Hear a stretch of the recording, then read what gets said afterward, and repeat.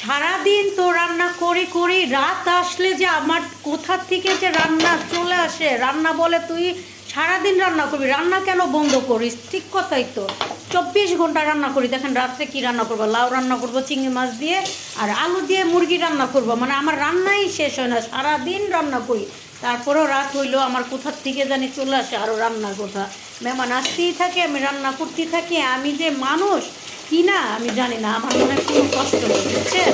তারা উঠে বসে খায়, তাদের কষ্ট। আর আমি যেগুলো কেটে বেছে রান্না বান্না করি, সব কিছু করি, আমার কোনো কষ্টই লাগে না। আর তারা নামাজ টামাজ পড়ে, তারা উঠে খালি টেবিলে এসে বসে খায়, তাতেই নাকি বলে অনেক কষ্ট, শরীর ব্যথা, এই ব্যথা সেই ব্যথা।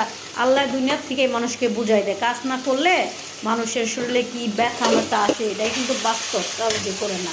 আর আমরা সারাদিন 24 ঘন্টা কাজ করলেও আমাদের শরীরে ব্যথা নেই, এটা আমাদের আল্লাহ পাকে আমাদেরকে সুস্থ রাখে, সুস্থ দান ইয়া করে, কারণ আমরা লড়াচড়ে কাজ করি। তো দেখছেন আমি আজকে লাউ আর মুরগি রান্না করলাম।